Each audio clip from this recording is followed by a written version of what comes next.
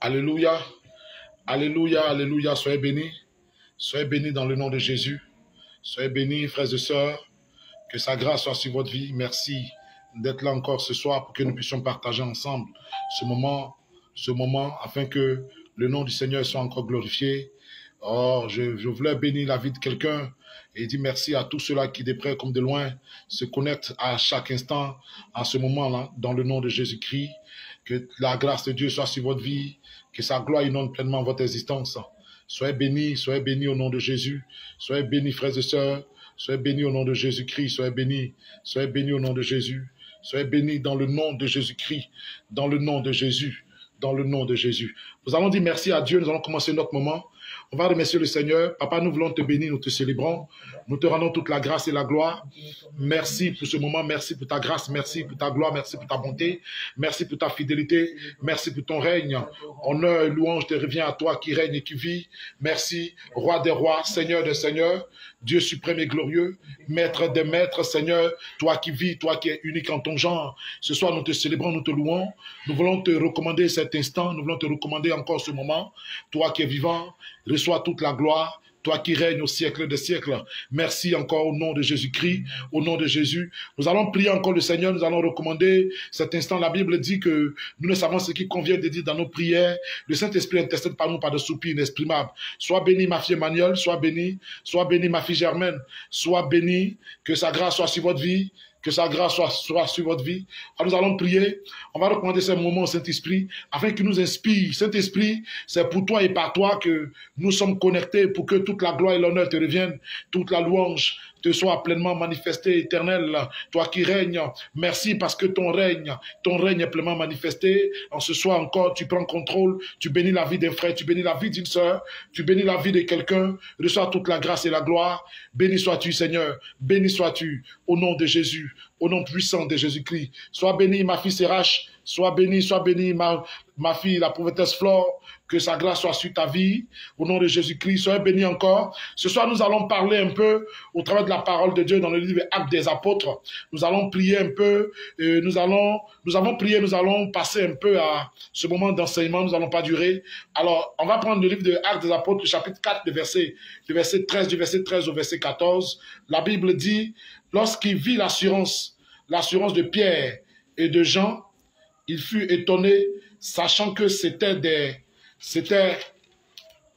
des hommes du peuple sans instruction, et il est reconnu pour avoir été avec Jésus.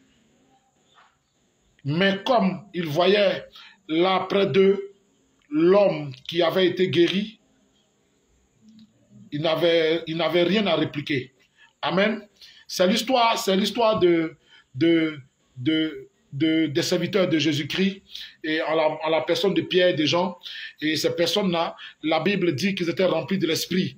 Vous vous souvenez, dans le livre des Actes des Apôtres, le chapitre 2, la Bible dit qu'au jour de la Pentecôte, ils étaient aussi présents, ils ont été visités par l'Esprit, ils ont été remplis du Saint-Esprit, alors ils ont commencé à faire ministère. Et en faisant ministère, ils vont guérir une personne. Ils vont guérir une personne et prêcher la puissance de la croix. Et la Bible dit que les souverains sacrificateurs d'alors vont mettre la main sur eux, vont les enfermer et vont les amener devant un certain jugement et une certaine justice. Et vont vouloir forcément les condamner. Et la Bible dit que, arrivé à ce passage-là, la Bible dit que ils ont vu l'assurance que Pierre avait, ils ont vu l'assurance que Jean avait, et la Bible dit ils les ont reconnus comme étant des gens du peuple sans instruction.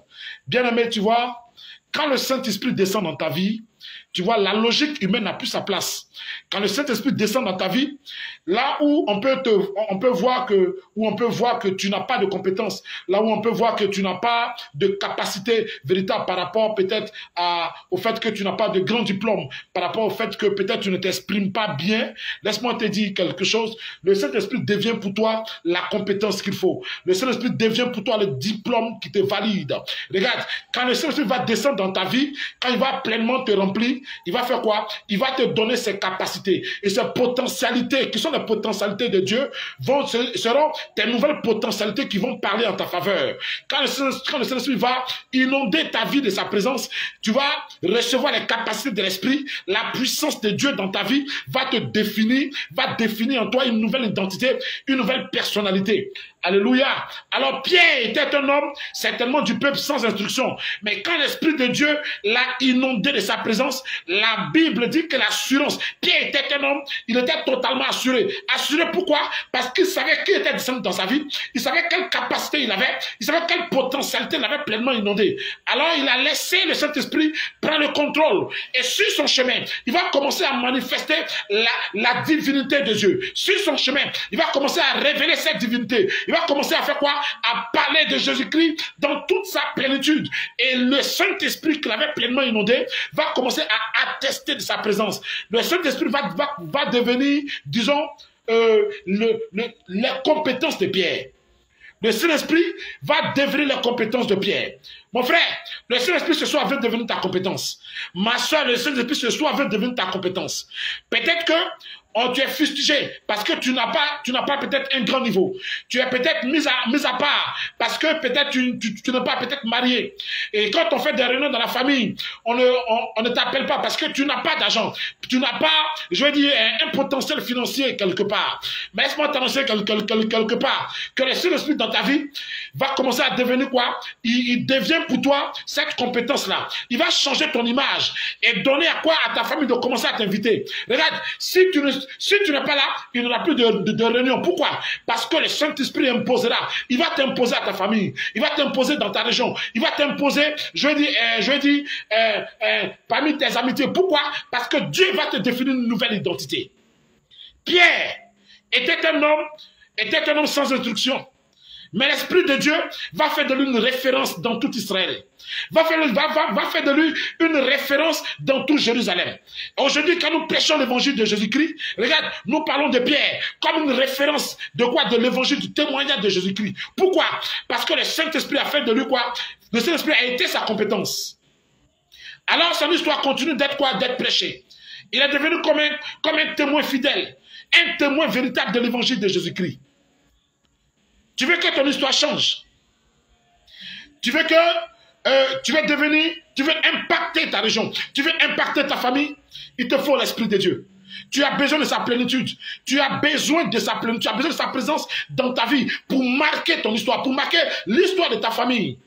L'histoire de ta famille. Au travers de la parole de Dieu, il y a beaucoup de personnes comme ça qui ont été remplies de l'Esprit et qui ont marqué leur génération, qui ont marqué leur temps. Regarde, Élisée était simplement peut-être un laboureur.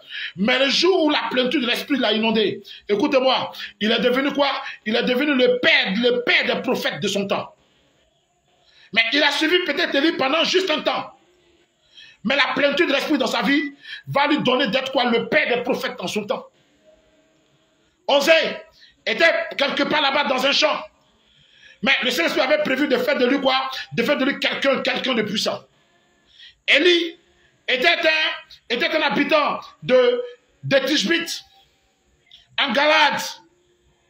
Dieu a changé son histoire. Et ce soir, le Saint-Esprit veut devenir ta compétence. Il veut être pour toi un associé puissant et véritable. Alors, frères et sœurs, je ne serai pas long ce soir. Mon message en ce soir, c'est que tu as besoin de la plénitude de l'Esprit. Ce soir, il te faut être rempli du Saint-Esprit. Il te faut te connecter pleinement à l'Esprit et de laisser le Saint-Esprit prendre le contrôle de ta vie. Vous voyez, il y a une chose que j'aimerais partager avec vous, c'est que quand le Saint-Esprit vient dans ta vie, il vient dans ta vie comme il descend dans la vie de tout le monde.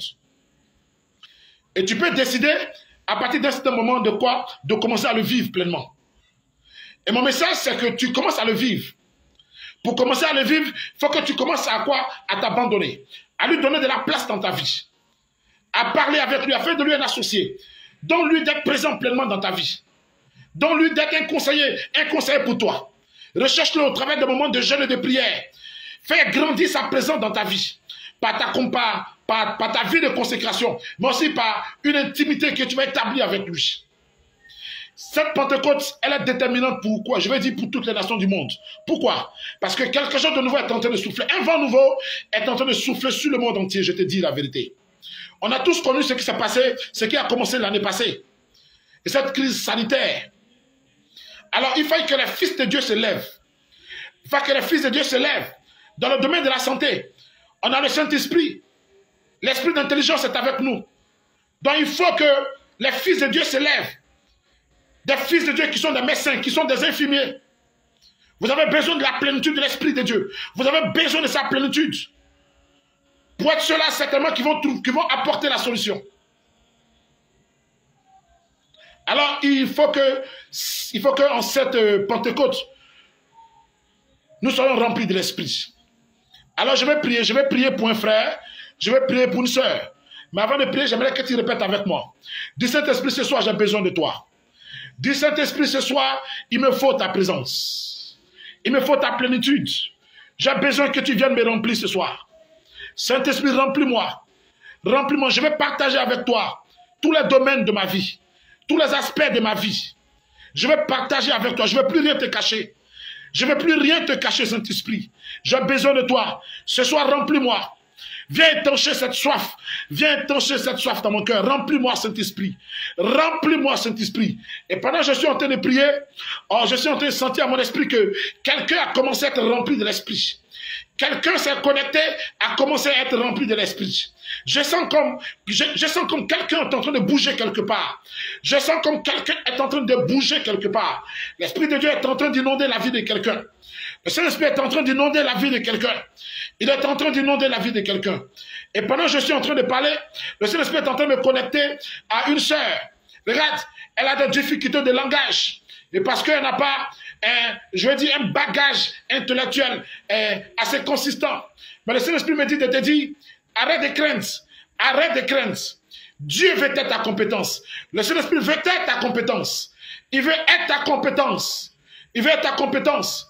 Et si tu le laisses inonder ta vie, regarde, il sera ta compétence par la manifestation de sa puissance dans ta vie, par la manifestation de sa puissance au travers de ton ministère. Et certainement, tout ce que tu vas ajouter après. Mais regarde, pendant que tu te connectes à cette vidéo, l'Esprit de Dieu va opérer avec toi. Il va opérer de manière extraordinaire avec toi. Il va opérer de manière extraordinaire avec toi. Pendant que je parle, l'Esprit de Dieu est en train de réveiller l'esprit de quelqu'un. Il réveille l'esprit de quelqu'un. Et cette personne opère dans le domaine de quoi? Du ministère. C'est une évangéliste. Dieu est en train de te oindre. Dieu veut que tu te lèves. Il veut que tu te lèves. Le Saint-Esprit veut que tu te lèves. Il veut que tu te lèves. Parce qu'il veut travailler avec toi. Il veut travailler avec toi. Il veut toucher des régions, des villages. Il veut toucher. Il a des gens à réveiller. Il a des gens à réveiller dans des villages, dans des lieux avec toi. Il a besoin que tu te lèves. Il a besoin que tu te lèves. Il dit qu'il veut t'utiliser comme évangéliste. Il a besoin que tu te lèves. Lève-toi de là où tu es. Commence à prêcher l'évangile. Commence à prêcher l'évangile. Ne résiste plus à l'appel de Dieu. Va en tout lieu. Va dans les villages, dans les contrées, dans les villes, partout. Annonce le retour de Jésus-Christ. Laisse-moi te dire quelque chose. Dieu veut t'utiliser de manière extraordinaire. Dieu veut t'utiliser de manière extraordinaire. Dieu veut t'utiliser de manière extraordinaire. Oh Seigneur, merci encore. Merci encore. Merci pour cette sœur dont je suis en train de voir. Oh, ce manteau que le Saint-Esprit est en train d'enlever. Regarde, il enlève un manteau pour te donner un manteau nouveau. Il enlève un manteau pour te donner un manteau nouveau. Longtemps, tu as pensé que la grâce qui était sur toi était une grâce, je dis, était une grâce prophétique. Oh, laisse-moi te dire quelque chose. Un revêtement est en train d'inonder ta vie. Un revêtement est en train d'inonder ta vie. Un revêtement, Dieu te pousse. Il te pousse dans la hauteur. Il te pousse dans la hauteur. Il veut te pousser dans la hauteur. Il veut te pousser dans la hauteur pour que tu impactes ta région. Frères et sœurs, soyez bénis. Ce soir, ça a été un moment, certainement, je vais dire assez court, mais disons que nous préparons notre rencontre du samedi. Et samedi, comme je disais, ce sera un moment assez chaud. Je vais parler sur la décennie. Ce sera une rencontre prophétique. Nous allons prophétiser sur la décennie. Nous allons prophétiser et parler de la part du Seigneur au nom de Jésus-Christ. Alors que Dieu bénisse tout cela, qui de près comme de ceux qui sont connectés, ceux qui vont certainement voir la vidéo après, que Dieu vous bénisse abondamment, que sa grâce soit sur votre vie. Soyez bénis au nom de Jésus-Christ. Ne baissez pas les mains, ne baissez pas les mains, ne baissez pas la main. Et surtout, Comprenez que cette Pentecôte, elle est extraordinaire. Dieu veut réveiller son peuple. Dieu veut réveiller son peuple. Il veut réveiller son armée. Il veut réveiller son armée et ça passe par toi. Sois béni, ma fille Phébé. Sois béni au nom de Jésus-Christ. Dieu veut réveiller. Il veut réveiller. Il veut réveiller. Je veux dire, par toi, au nom de Jésus-Christ. Il veut réveiller, je veux dire, ta famille. Dieu veut réveiller toute une région. Il veut réveiller des hommes et des femmes. Et ça, pour moi, ce samedi sera extraordinaire. Ce sera un samedi de puissance. Ce sera un samedi de prophétie. Un samedi assez prophétique. Un samedi assez prophétique. Mais avant samedi, on aura demain et après-demain. Demain encore, nous allons pousser. Et je vais vous demander de vous connecter à partir de 18h pile, 18h tapante. Soyez connectés. Nous allons vous donner une révélation profonde encore de la parole. Nous allons prêcher ensemble. Mais nous allons manifester la puissance de Dieu. Parce que je vais dire que ces jours-là, jusqu'à la Pentecôte, le thème c'est en attendant la Pentecôte. Nous allons expérimenter des temps extraordinaires ensemble. Que la grâce de Dieu soit sur ta vie. Que Dieu te bénisse au-delà de toute limite. Que Dieu révèle sa gloire dans ta vie. Que Dieu manifeste sa bonté dans ton existence. Dans le nom de Jésus-Christ. Soyez bénis, frères et sœurs. Soyez bénis encore, soyez bénis encore. Soyez bénis encore. Allez, que Dieu vous bénisse. Et que Dieu te donne la grâce d'être encore présent ou présente demain. Nous allons nous rencontrer demain. Soyez bénis encore au nom de Jésus-Christ. Merci Seigneur.